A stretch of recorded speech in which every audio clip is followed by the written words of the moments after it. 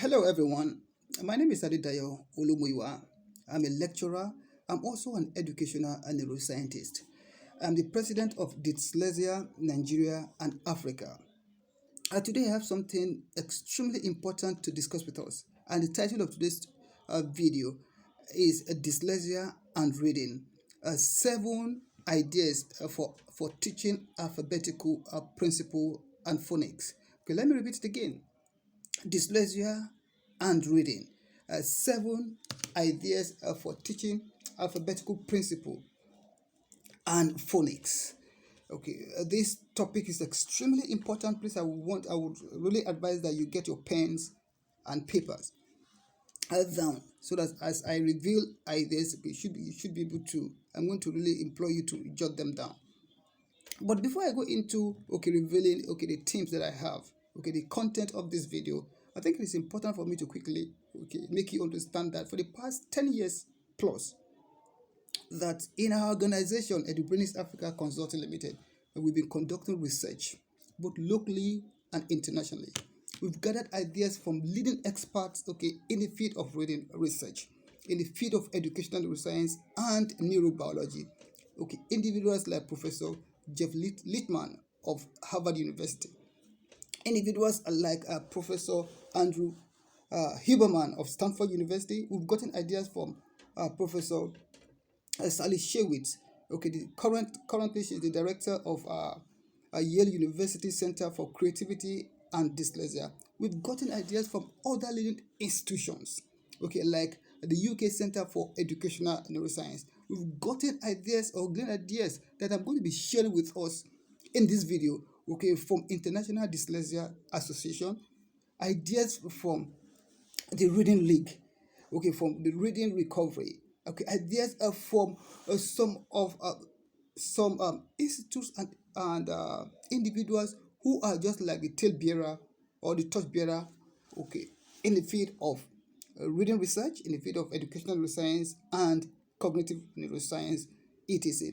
So whatever I'm going to be sharing with you, they are evidence-based and they are based on informal research that we've been conducting, just like I just mentioned. So presently, also, our organization, Edubernetes Africa Consulting Limited, we've launched what is called a masterclass in educational neuroscience. If you look at it, masterclass in educational neuroscience. This masterclass in educational neuroscience consists of 25 groundbreaking topics. Everything that a school owner, everything that an educator, that a teacher, that a parent, that a student in the College of Education needs in order to be empowered to solve academic problems and challenges has been covered. Everything that a school owner needs in order to achieve sustainable school growth has been covered.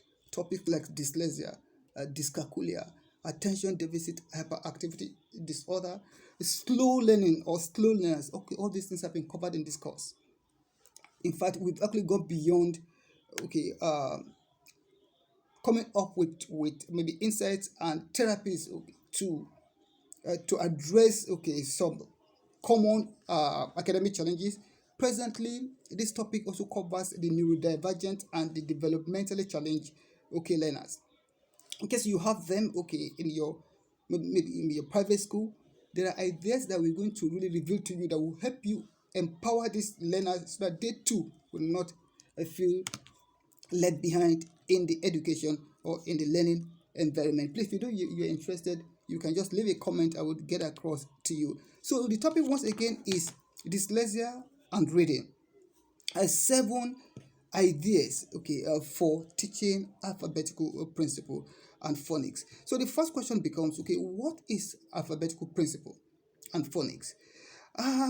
If you look at the alphabetical principle itself, it is a concept that evolved from the English writing system. Alphabet are simply they are letters or they are symbols that have inherent sounds or phonemes embedded in them. And it is the knowledge of alphabetical principle and phonics is extremely important for reading acquisition and reading development. And in the English alphabetical system, we have about 26 letters, okay, 44 uh, sounds, okay, that consists of vowels and consonants, etc. So, as an educator, as a teacher, how do you put this into practice? This is what we have been doing, and we actually reason that it is important for us to actually share, okay, knowledge, okay, with the global education system and its practitioners. So the first thing that I'm going to really advise you, if you want to really teach the alphabetical principle, okay, is this. There's a need for you to teach these children the A, okay, the letter A, okay, letter B, letter C, to Z. It is important for these children to understand, okay, and to be able to recognize and name all the 26 letters. Okay, that is the first thing. And how do you go about that? There are different ideas that I'll be revealing, okay, in this video. One, it is important for you to make the students or your learners know that there are two types, okay, the capital letters and the small letters. Then there's a need for you to look for means of describing, okay, the shapes, okay, the curves and the lines that each of these letter really, okay, possess. For each of these letters, okay, possesses. For example, if you look at this is letter A. So what I normally do is that I tell them that, okay, the capital letter A has two what long lines and a short line. Okay, this is one of the ways to really help them understand. And that the small letter A, okay, has what, like a C curve, then another line with a little tail. Okay, this will really help the students, okay, to be able to differentiate, okay, between what capital letters and small letters. Then also, when I try to use metaphors or analogies, like if you look at this small, okay, letter B, okay, I tell them that it has a very long line and it is pregnant. So whenever children hear pregnant, okay, they seem to, okay, this statement actually seems to excite them and they start laughing. That will really what stick in their brains. So one of the concepts that is connected to the alphabetical principle has to do with the fact that, okay, children must really understand the 26 letters, and that you must look for ways, okay, of teaching them to be able to recognize them, what is called letter naming, etc. And then the other thing has to do with the phoneme. Okay, the phoneme has to do with the sound that each of this letter, okay, possesses. For example, letter A has more than, okay, one phoneme, but depending on the reading status or the alphabetical phase that your words that your learners, okay, are, that would determine whether you're going to reveal the combinations, okay, the sound combination of each of the alphabets, like Professor Line Eri, okay, really advised here. Okay, she has this just like a schema. Okay, that there are 5 phases, okay, of reading development. And you must try to find out which of the kind of alphabetical phase that the child is. It is depending on that.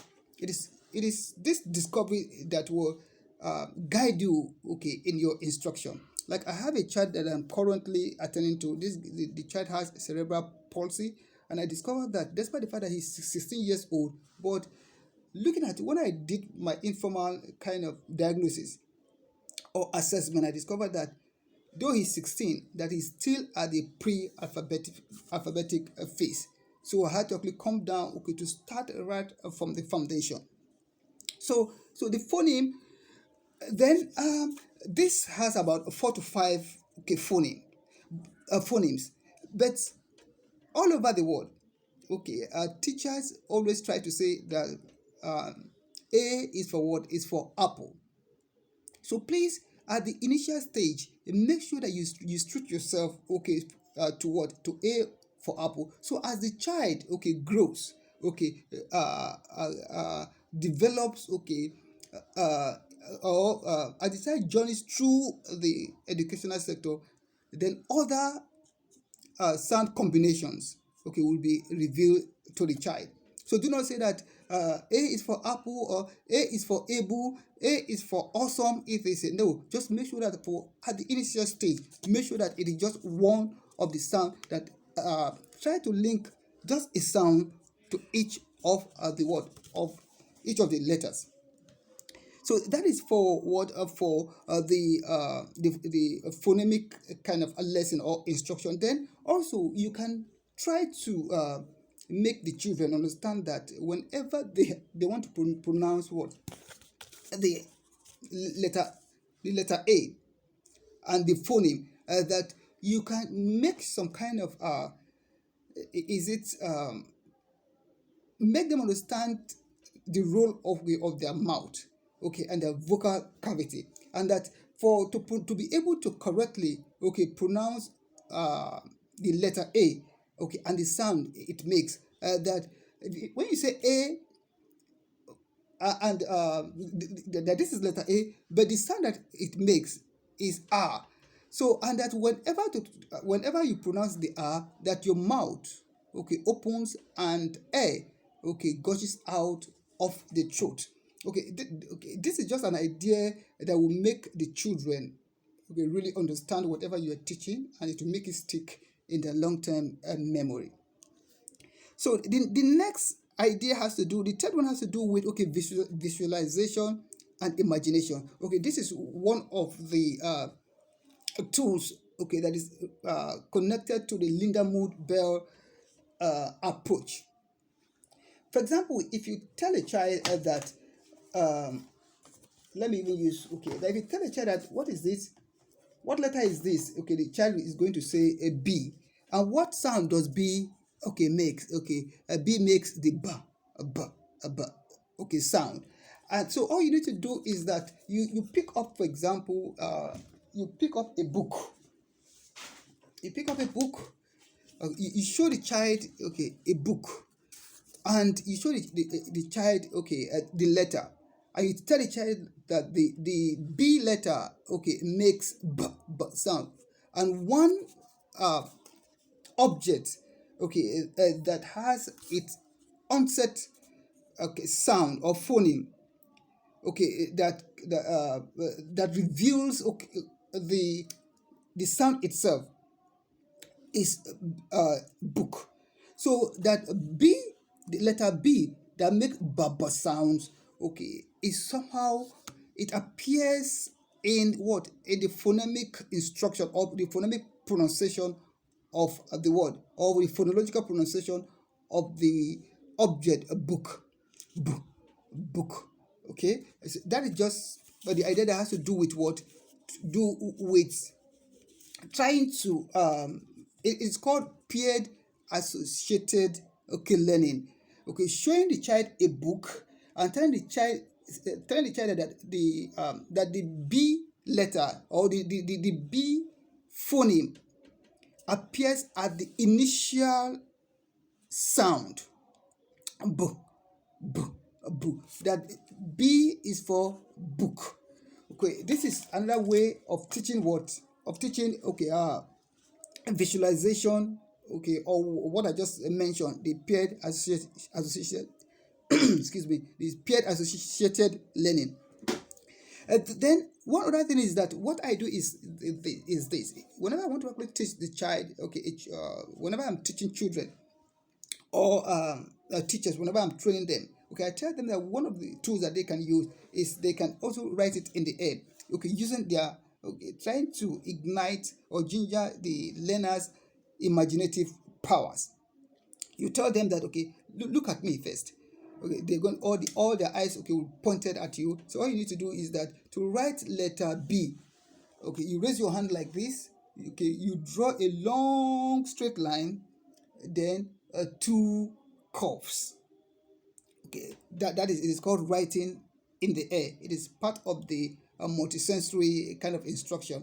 Then the other thing that you can do is that you tell them to close their eyes. That then you ask them, can you see the letter B, okay, in your brain's mind? So now I want you to write it in the air. So you see it. So as they are doing that, okay, this thing is going to be creating what? As a something called, okay, genetic transcription that leads to what? Long-term memory. So the visualization and imaginative, okay, instruction is also one of the tools that you can incorporate in what? In your alphabetical principle and phonics kind of instruction teaching. Then another thing that I use is, I call it the native language instruction or the mother tongue instruction. Okay, in the process of teaching, of conducting seminars, or maybe attending to a client who is dyslexic or who is having a reading difficulty, you can tell the child, what are the words that begin, okay, with B? You write it: the book, the brain, ballot, bag, okay, etc. Then all you need to do, you tell the child, you tell the child, okay, we are going to create 5 words, okay, that begin with, that have the ba sound. Then we are going to also create another 5 words in Yoruba language, or whatever language that your audience or your client speaks. So all you need to do is just to look for words, okay, in that child's native kind of dialect or language that has what? The b sound. For example, in Yoruba, like Bashonu, like Bashonu, like Biodun. So as soon as you introduce this, it will make the child understand the phonemic awareness or the phonological awareness of that child will begin to grow. I've seen children, okay, look somehow amazed, okay, by the introduction of the native language instruction or the mother tongue instruction. Then after this, the next thing that I do is that I use each of the words, both the English words and the native language words or the Yoruba words, to form simple phrases. From simple phrases, okay, you transfer those phrases into clauses. For example, if the child has, if you've told the child that B is for book, you can say a book. Okay, a book is a phrase. Then you can extend it that a book is on the mat. Okay, a book is on a mat. And do not forget, make sure that the words that you're going to be using, okay, to form this sentence are what? Are just simple words. They could be VC words, okay, vowel consonant words, or they could be the CVC words, okay, like mat, for example, okay, mat, okay, it consists of just 3, okay, letters, but the sounds are also 3, t, okay, that is a mat. So now, then the other idea that I use, okay, in order to teach what the alphabetical principle has to do with what I call the multimodal instruction and technology. This, most of the things that I am sharing with us, okay, they are things that my team and I, okay, they are ideas that we developed as a result of studying one of the pioneers, okay, of reading research. Okay, her name is Professor Hollis Scarborough. Okay, she was the one who did what? Who developed the reading rope. The reading rope is extremely is widely known or used, okay, in the education sector. So we've studied her, and we studied also, she's an American reading researcher. Then also we studied the work of Dr. Nancy Young of she's a Canadian reading a coach or expert or scientist. She also developed the ladder of reading. So it is based on these ideas and numerous ideas that we were able to come up with what? With ours. Ours is known as the reading, you can see the reading and writing staircase. Okay, the 21 reading rules and interventions. Then the mother tongue that I just told you about. Okay, this is it. Number 13. Okay, number 13 is native language instruction or mother tongue instruction that I just explained to us. Then I've told us about the paired association learning. Okay, the number 2 here is the alphabetical principle and phonics that I just told us. Then this number 4 is the paired associated learning.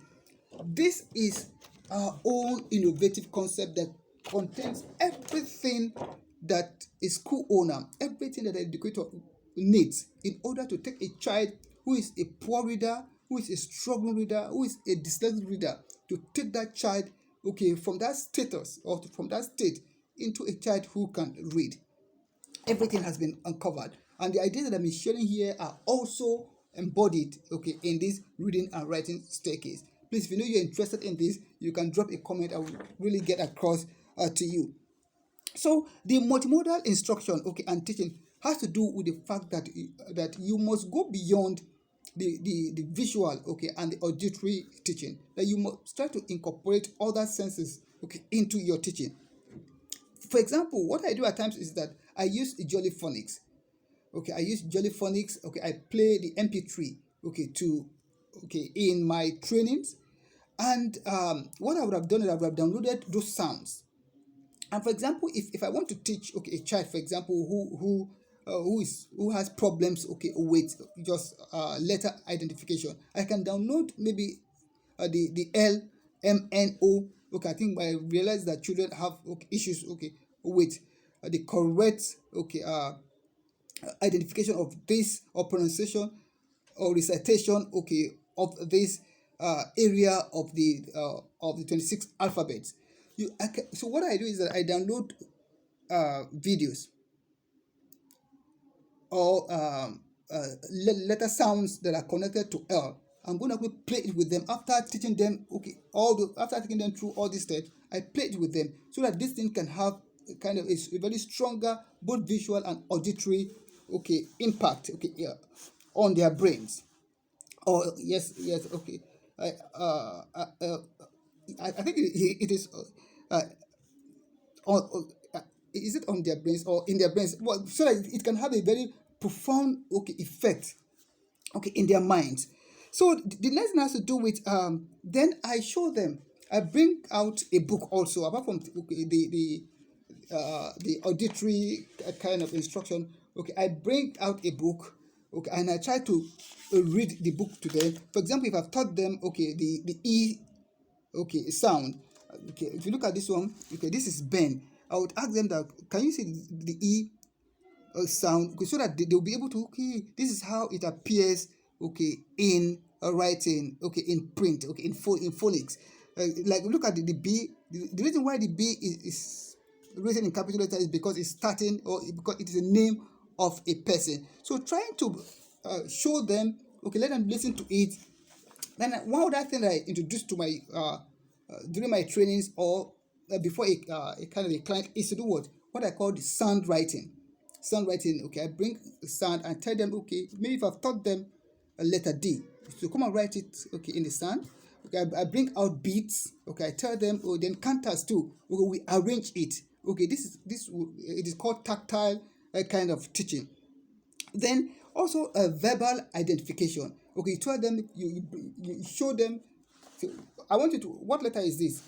They would do what? They would say it. If they don't know it, then you try to give them feedback, and teach them again, and ask them, show them again. As soon as they've identified it, you go to the next thing. Then one other thing I use, as one of my multisensory instruction and teaching has to do with, I tell them to, say car. I bring out my phone. I take them. I take it to. I open Google. I ask them to say car or say apple, for example. As soon as they say apple, different apples will be displayed on my phone, the different colors. So I'm going to actually use that opportunity to explain to them. Look at you said apple. This is the spelling, and these are the different types of apples. By so doing, the child would have been exposed to different kind of stimuli. And do not forget, one of the ways to actually create long-term memory in the brain, of a child, of your learner, or during a seminars, is to use the multisensory instructions and teaching. So these are ideas that I said I should share with us. These 7 ideas. The first one has to do with the names and shapes, okay, of letters. The first one has to do with what is, okay, alphabet, and who are the people that the word alphabet are connected with. Okay, the English, okay, alphabetical writing system. We have other orthographies like the Japanese, okay, whose writing system has to do with a syllabic kind of writing system. We have that is called kana. The Chinese have what is called the logographic writing system, that is referred to as the kanji. But our focus today is on what? On the English alphabetical system. They have told us about phonological and phonemic, okay, instructions that are also needed in alphabetical principle and phonics teaching. I've told us about visualization, okay, native language, okay, phrases and sentences, and multimodal instruction and teaching. So thank you so much for your time. Please do not forget to like this video, comment if you have any questions, drop it. I will definitely respond to you. Share this video. My organization, Edubernetes Africa Consulting Limited, is interested in spreading, okay, knowledge that are contemporary, knowledge that are connected to educational neuroscience, that are connected to the science of reading, structured literacy, etc. Thank you so much for your time, and as I see you in the next video.